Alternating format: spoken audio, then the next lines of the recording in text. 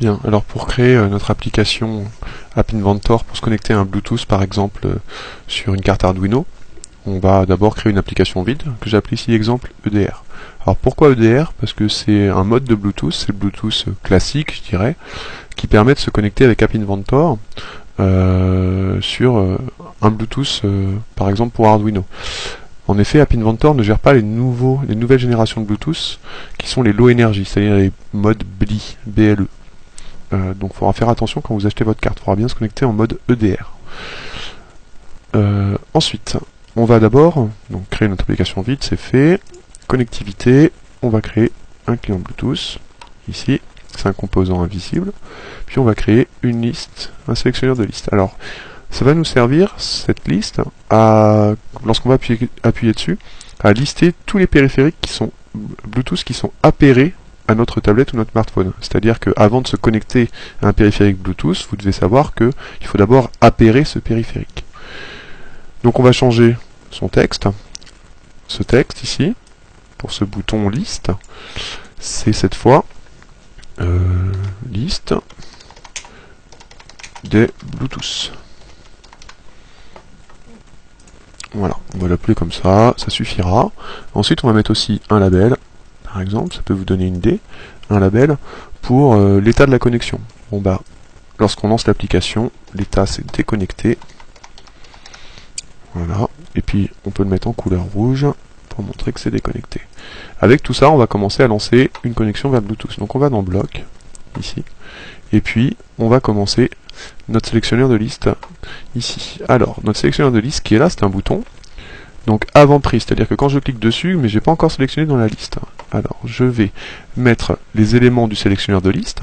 Donc les éléments du sélectionneur de liste, ici vous l'avez là, c'est pas la couleur de fond, ce sont les éléments du sélectionneur de liste.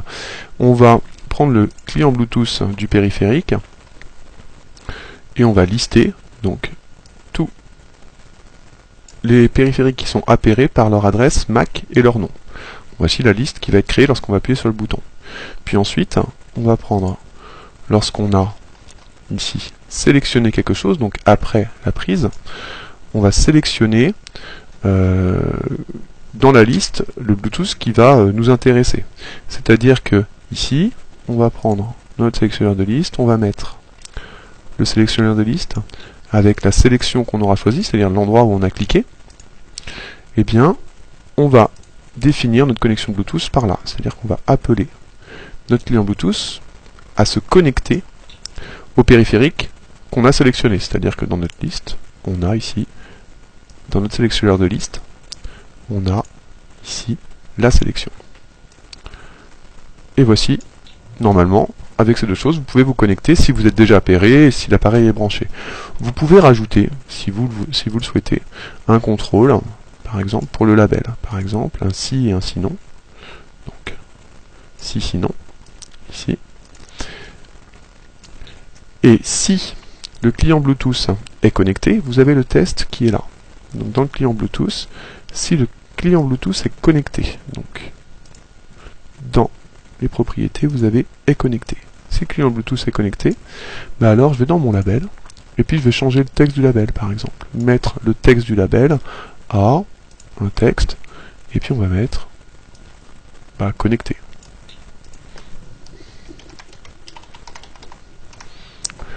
Et puis on va changer aussi la couleur du label, pourquoi pas. Label, mettre la couleur du label. Alors, est-ce qu'on a la couleur du texte ici? Donc j'ai pas la couleur du texte, si j'ai la couleur du texte ici. Et on va définir la couleur du texte, on va la mettre en vert pour montrer que c'est connecté.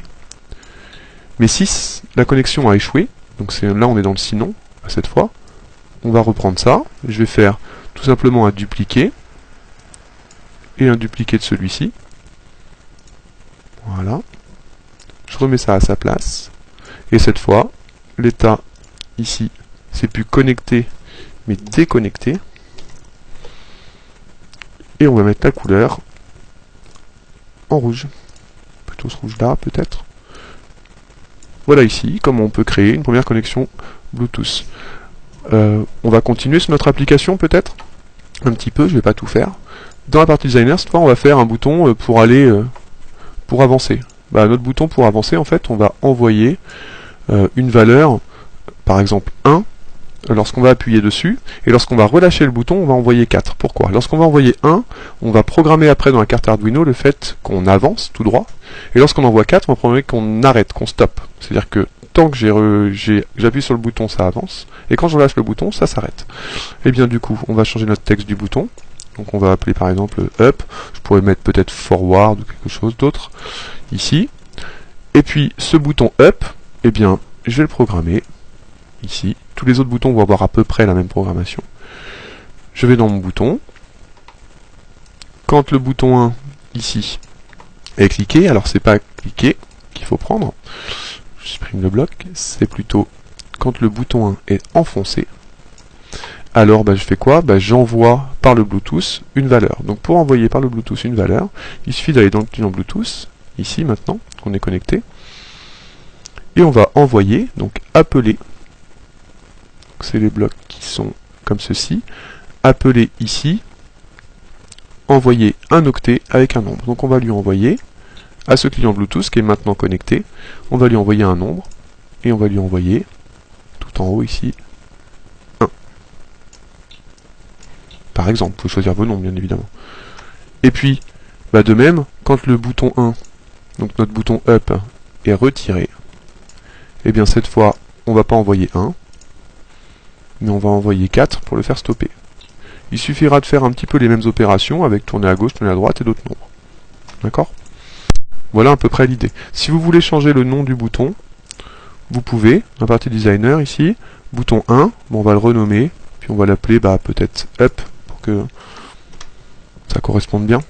Voilà, notre bouton up est défini. Vous pouvez définir un bouton left, un bouton right, peut-être pourquoi pas un bouton back, qui va vous permettre après dans la partie ArduBlock de programmer tout cela.